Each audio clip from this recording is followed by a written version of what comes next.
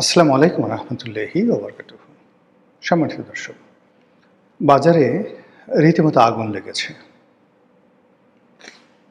প্রতিটা মানুষ ভোক্তা পর্যায়ে যার যেটা প্রয়োজন কেনার জন্য যাচ্ছেন। প্রায় সব কিছুতেই দ্রব্যমূল্য এমন একটা পর্যায়ে চলে গেছে, যেটি মানুষের সহ্যের যে সীমা, সেই সীমা অতিক্রম করছে। চাল, ডাল, আটা, ময়দা, চিনি, লবণ ইত্যাদি যে সকল নিত্য প্রয়োজনীয় দ্রব্য সামগ্রী রয়েছে, সবগুলোর দাম হু হু করে বাড়ছে। ভোজ্য তেলের দাম মারাত্মকভাবে বেড়ে গেছে। চুলায় যে আপনি গ্যাস রান্না করবেন, সেই গ্যাসের মূল্য বৃদ্ধি হয়ে গেছে। 12 কেজির যে সিলিন্ডার 390 টাকা থেকে 400 টাকা বৃদ্ধি পেয়েছে। আর আপনারা জানেন যে সারা বাংলাদেশের বেশিরভাগ এলাকাতে সরকার নির্ধারিত যে মূল্য, সেই মূল্যতে কোথাও গ্যাস বিক্রি হয় না। কোনো ক্ষেত্রে সরকারের মূল্য যদি 2000 টাকা হয়, কোথাও 300 টাকা বেশি নেয়, কোথাও 500 টাকা বেশি নেয়। আবার যখন ক্রাইসিস হয়, তখন 1000 টাকা বেশি দিয়েও পাওয়া যায় না। এর আগে যখন গ্যাস সংকট হলো, এলপিজি গ্যাসের সংকট হলো, তখন 12 কেজির এক একটা সিলিন্ডার 3000 টাকা অ্যাডভান্স পেমেন্ট করেও মানুষ 6 দিন 7 দিন পর এই গ্যাস সিলিন্ডার পেয়েছে। সেই যে ক্রাইসিস, সেই ক্রাইসিসটা কিন্তু এখনও নিষ্পত্তি হয়নি। আর ওই সময়টাতে মানুষের যে ভয় ঢুকে গেছে, যারা ভোক্তা তাদের মধ্যে ভয় ঢুকে গেছে, আর যারা এই সিন্ডিকেট নিয়ে ব্যবসা করেছে তাদের মধ্যে যে লালসা, সেই লালসা আগামীতে যদি এই ধরনের কোনো একটা সংকট আবার দেখা দেয়, তাহলে গতবার যেটার দাম হয়েছিল 3000 টাকা 12 কেজি সিলিন্ডার, এবার সেটা হয়তো 5000 টাকা হয়ে যাবে। বড় বড় সচিব, সামরিক কর্মকর্তা, মন্ত্রী থেকে শুরু করে এমপি, ডাজ নট ম্যাটার, গ্যাসের দোকানে ভিক্ষুকের মতো তারা ঘোরাফেরা করেছে এই একটা সিলিন্ডারের জন্য। তো আমাদের দেশে যে সকল পণ্য রয়েছে, ভোগ্য পণ্য রয়েছে, গুঁড়ো দুধ থেকে ভালো দুধ, তারপরে তরল দুধ থেকে শুরু করে মশলা, মানে আমাদের যে ভ্যারাইটি, খাবারের যে ভ্যারাইটি, সেখানে অহরহ দাম বেড়ে যাচ্ছে। আবার একটু পরে সেই দাম এমনভাবে কমে যাচ্ছে, বিশেষ করে কৃষি পণ্য, যেগুলো তদারক করার মতো কোনো অবস্থা নেই। আলু, পেঁয়াজ, তরমুজ, এরপরে অন্য যে সকল সিজনাল ফ্রুটস রয়েছে, যেমন আম। তো যখন এই পণ্যগুলোর ক্রাইসিস হয়, দেখা গেল যে মানুষ তখন একটা পেঁয়াজ কেনার জন্য, চাইনিজ একটা পেঁয়াজ কেনার জন্য ঘুরতে থাকে। আবার যখন এগুলো মাগনা হয়ে যায়, তখন কৃষকরা মনের দুঃখে ক্ষোভে এগুলো সব নদীতে ফেলে দেয়।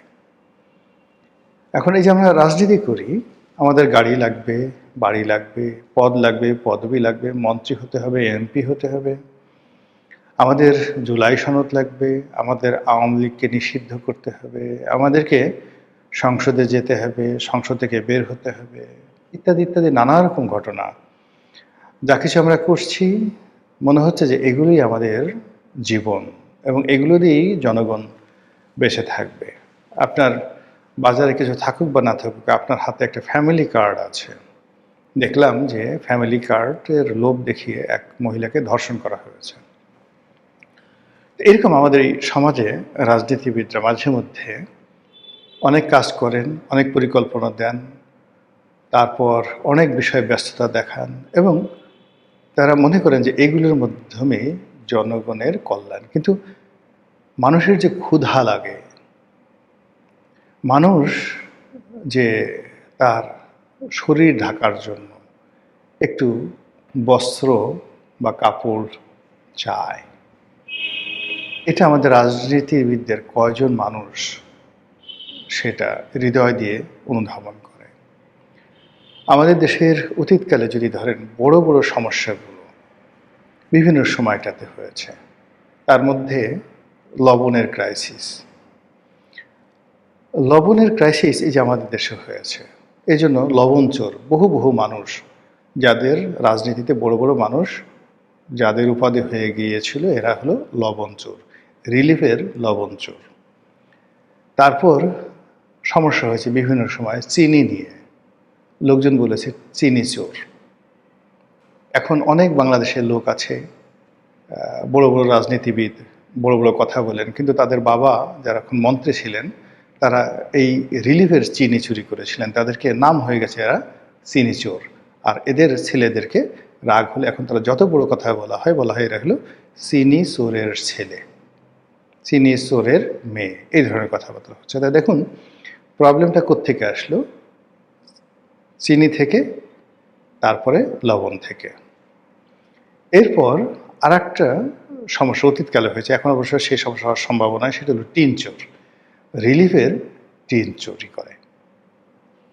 তারপরে ইদানিংকালে এবং মানে যাকে বলে হয় গত ২০ বছর যাবৎ ধরে যেটা হচ্ছে টিআর কাবিখা কাবিটা, দরিদ্র মানুষের জন্য সরকারের পক্ষ থেকে কতগুলো সুযোগ সুবিধা দেওয়া হয়, যেমন টিআর টেস্ট রিলিফ, কাবিখা কাজের বিনিময়ে খাদ্য আর কাজের বিনিময়ে টাকা, আরেকটা রয়েছে ৪০ দিনের কর্মসূচি। তো এই সকল কর্মসূচি গরিব মানুষদেরকে বিপদের সময় যখন তাদের কাজ থাকে না তখন সরকারের পক্ষ থেকে একটা সাবসিডি দেওয়া হয়। রাজনীতিবিদরা এর একটা বিরাট অংশ মেরে খায়। একটি এলাকাতে ধরুন ৪০ দিনের কর্মসূচি বাবদ ১০ কোটি টাকা গেল, পিআইও, টিওনো, এমপি এরা যদি অসৎ হয় এরা দেখা গেল সেই ৫ কোটি টাকার ৪ কোটি টাকাই মেরে দেয়, বাকিগুলো চেয়ারম্যানরা ভাগাভাগি করে ফেলে এবং কোনো কাজই হয় না। এই যে নির্মমতা, এই নির্মমতার কারণে জ্যামিতিক হারে আমাদের এই সমাজে অভাব বাড়ছে, অভিযোগ বাড়ছে এবং দারিদ্রতা বাড়ছে। দারিদ্রতা দূর করার জন্য অসংখ্য সরকারি প্রকল্প রয়েছে, কিন্তু কোনো অবস্থাতে আমরা সেই প্রকল্পগুলো বাস্তবায়িত হতে দেইনি, বরং প্রকল্পের সব কিছু খেয়ে নিজেরা প্রাসাদ বানানোর চেষ্টা করি। কিন্তু অবাক করার ব্যাপার হলো চোরের বাড়িতে কখনো দালান ওঠে না। বাস্তব দুটো ঘটনা বলি, যেমন ধরুন আওয়ামী লীগ জমানায় সবচেয়ে বড় চোর কে ছিল? আমি নাম বললাম না, আপনি বলেন তো বাংলাদেশের সবচেয়ে বড় চোর, বড় ডাকাত, বড় বদমাশ, সবচেয়ে শেখ হাসিনা একদম নাম্বার 1 কে ছিল? বা দুইজনের নাম বলেন কারা ছিল? আচ্ছা, এখন এই দুজন লোক আওয়ামী লীগের ১৭ বছরের সময়টিতে তারা সবচেয়ে অভিজাত, সবচেয়ে আরামদায়ক, সবচেয়ে যেটাকে বলা হয় বিলাসবহুল বাড়ি তারা তৈরি করেছিল। সেই বাড়িতে তারা কিন্তু বসবাস করতে পারেনি। বাড়িতে যখন উঠবে ঠিক সেই সময়টাতে সাদ্দাদের বেহেশতের মতো বাড়িতে যখন পা দিবে তার আগে শেখ হাসিনার পতন হয় এবং পাবলিক জনগণ তাদের বাড়ি ভেঙে চুরে চুরমার করে বাথরুমের যে কমোড বেসিন পর্যন্ত খুলে নিয়ে গেছে। তাহলে এই যে চোরের বাড়িতে যে দালান উঠে না, গিয়ে দেখেন আওয়ামী লীগ জামানাতে যে সকল মন্ত্রী এমপি যারা হারাম টাকা দিয়ে গ্রামে শহরে প্রাসাদ বানিয়েছিল, গিয়ে দেখেন তো একটা প্রাসাদ আছে নাকি? একটা প্রাসাদ নেই। কিন্তু তারপরেও দুর্নীতিবাজরা কিন্তু আবার এখন নতুন সরকারের দুর্নীতিবাজরা তারা প্রাসাদ বানানোর চেষ্টা করছে। যেটা বলছিলাম বাজারে আগুন, সেই আগুন সর্বত্র ছড়িয়ে পড়েছে, মানুষের আয় বাড়েনি,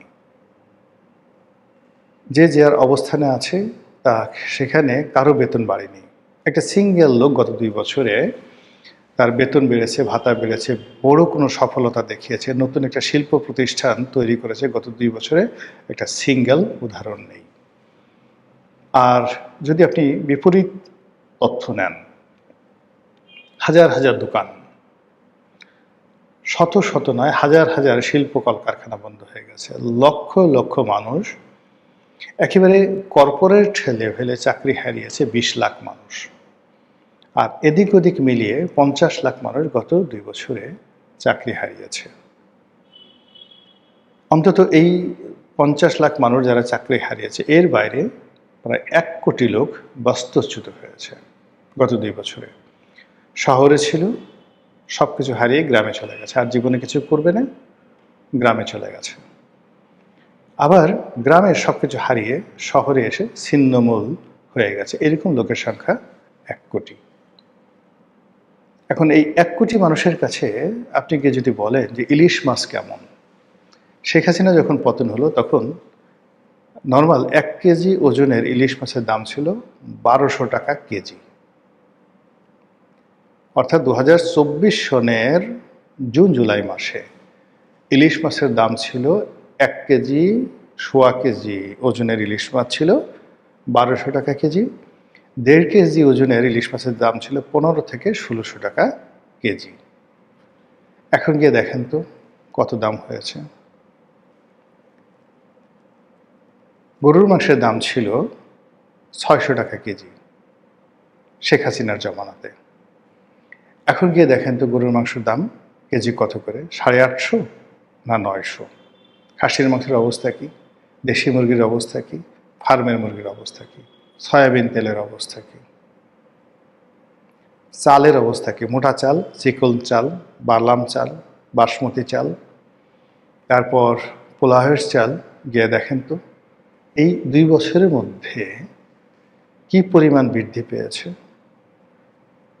খুব বেশি সচ্ছল যারা, ঢাকা শহরে 20-25টি বাড়ি আছে, ফিক্সড ইনকাম আছে, ভাড়া আছে, এরকম কতজন লোক আছে বাংলাদেশে, তাদের কাছে এটা কোনো সমস্যা নয়। কিন্তু যারা ভাড়া থাকেন, যারা ব্যবসা বাণিজ্য করেন, যারা চাকুরি করেন, এরকম লোকের সংখ্যা কত, প্রায় 5 কোটি। এই 5 কোটি মানুষের জীবন তছনছ হয়ে গেছে। এমনকি গ্রামের যারা প্রান্তিক কৃষক, তার ডিজেল লাগে, তার লবণ লাগে, হালকা একটু চিনি লাগে, একটু চা খেতে ইচ্ছে করে, দুধ ঠুধ বাদ দেন, কিন্তু লবণ লাগে, সেখানে তো পারছে না। কটা যে মোটা চালের ভাত খাবে সেই জিনিসগুলো পারছে না। ফলে পুরো দেশের মধ্যে সাধারণ মানুষের মধ্যে ফ্রাস্ট্রেশন ছড়িয়ে পড়েছে। আপনি রাস্তাঘাটে কোনো মানুষের মুখে হাসি দেখতে পাবেন না। আজ থেকে 3 বছর আগে, 4 বছর আগে একটা রিক্সাওয়ালার ভীষণ রকম দাপট ছিল। ও বহু রিক্সাওয়ালাকে আমি দেখেছি। জাস্ট যেদিন শেখ হাসিনার পতন হলো, সেই আগস্ট মাসের যেই তারিখটিতে তার পতন হলো, 5ই আগস্ট, ওই দিন মুষলধারে বৃষ্টি হচ্ছিল সকাল 9টা থেকে। আমি বের হলাম, পুরো মহল্লায় ছাতি নিয়ে বের হলাম বৃষ্টিতে। একটা রিক্সা নেই, একটা রিক্সা দিদার শেষে ঘুমিয়ে আছে ওই বৃষ্টির মধ্যে, প্রচণ্ড বৃষ্টি, পর্দাটা নিয়ে। আমি তাকে খুব অনুনয় করলাম, বিনিময় করলাম, সে রাজি হলো না। তার কাছে মনে হলো এই বৃষ্টির মধ্যে সে ঘুম দেবে। আমি তাকে 1000 টাকা দিতে রাজি ছিলাম। আমার বাসা ঢাকা কলেজের পেছন থেকে সেই তোপখানা রোডে যাওয়া পর্যন্ত। তখন আমি জানি না, তখন কারফিউ চলছিল, কি যে একটা অবস্থা সেটা ভিন্ন। কিন্তু সেই 1000 টাকার লোভ বাদ দিয়ে সে ওই বৃষ্টির মধ্যে, ঝুমঝুম বৃষ্টির মধ্যে ঘুমটিকেই গুরুত্বপূর্ণ মনে করেছিল। এর কারণ হলো তার টাকার দরকার ছিল না। কিন্তু আজকে আপনি রাত 3টার সময় কাউকে মাত্র 100 টাকার কথা বলেন যে তোমাকে 100 টাকা দেবো, সে সমস্ত কাজ বাদ দিয়ে আপনার কাছে চলে আসবে। সাভার অঞ্চলে গিয়ে দেখেন, আমি সাভারে আমার একটা বাংলো বাড়ি আছে, তো সেখানে আমি 3 বছর আগে বুয়াই রাখতে পারতাম না, বাসায় আসতো। তো আসার পর দেখা গেল যে আমি 5000 টাকা 6000 টাকা শুধু ঘর মোছার জন্য একটা বুয়া নিতাম।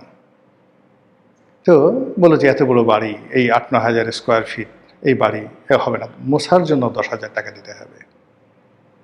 এখন এমন অবস্থা হয়ে গেছে, মধ্যে আমি তো এই আমার যে বসুন্ধরার বাড়িতে উঠেছি। তো এখন আর সাভারে যাওয়া হয় না, কয়েকদিন পরে একটু ঘর পরিষ্কার করতে গেলাম, শুধু শুনেছে যে সাহেব আসছে, সারাদিন কাজ করবে, 100 টাকা 200 টাকা দিলেই তারা কাজ করবে। বারাসার সামনে এসে 10 জন মহিলা দাঁড়িয়ে আছে। আমার স্ত্রী জিজ্ঞাসা করলো যে কি ব্যাপার, কি তোমাদের তো পাওয়া যেত না, তোমরা কারা? বলে যে আমরা আগে বিভিন্ন গার্মেন্টসে চাকরি করতাম, আমরা গত 3-4 মাস যাবৎ বেতনও পাচ্ছি না, চাকরিও চলে গেছে, কোনো গার্মেন্টস চলছে না, অনেক গার্মেন্টস সাভারে বন্ধ হয়ে গেছে। এক জায়গায় 20 লাইন ছিল, এখন 3 লাইন চলতেছে। পাগল হয়ে গেছি কাজের জন্য, পাল্লা দিয়ে মানুষের দ্বারে দ্বারে ঘুরছে। এটা গেল কাজ। আর যারা অন্য কাজ করছে। এখন দেখেন ঢাকা শহর থেকে শুরু করে পাড়া মহল্লা সাভার বিভিন্ন এলাকাতে এত ব্যাপক মাত্রায় পতিতাবৃত্তি বেড়ে গেছে যেটা আপনি কল্পনা করতে পারবেন না। আর সেই পতিতাদের যারা খদ্দের, ইয়াং ছেলে, বাপের টাকা পয়সা চুরি করছে, আর যারা সেটা পারছে না তারা রাস্তায় চুরি ডাকাতি ছিনতাই করে তারা এই যৌন লিপ্সায় নিয়োজিত হয়ে পুরো সমাজটাকে রসাতলে নিয়ে যাচ্ছে। একটার সঙ্গে আর একটা চেইন। আমি যে এলাকাতে থাকি বসুন্ধরাতে, এটা বাংলাদেশের মধ্যে সবচেয়ে একটা সুরক্ষিত এলাকা। আর বসুন্ধরার মধ্যে আমার যে এলাকাটা, আমার যে বাসা, এই যে আমি এখন আমার বাসায় বসে আমি এই ভিডিওটা করছি, তো একটু লক্ষ্য করলে দেখতে পারেন যে আমার পেছনে একটা মসজিদ আছে, বড় একটা মসজিদ আছে, আমি সেখানে নামাজ পড়ি। তো এক শুক্রবারে এই 2-3 রোজার মাসেই বোধ হয় ব্যাপক হারে কয়েকশো জুতা সেখানে চুরি হয়ে গেল। অভিজাত এলাকা, মানুষ বিশ্বাস করে সেই জুতা সেখানে রেখেছে, কয়েকশো জুতা চুরি হয়ে গেছে। মসজিদ কমিটি, ইমাম, খতিব, তারা সবাই বিব্রত, সবাই আমার কাছে আসছে যে কী করা যায়। এখন এটা কিভাবে আপনি বন্ধ করবেন এত অবস্থাতে?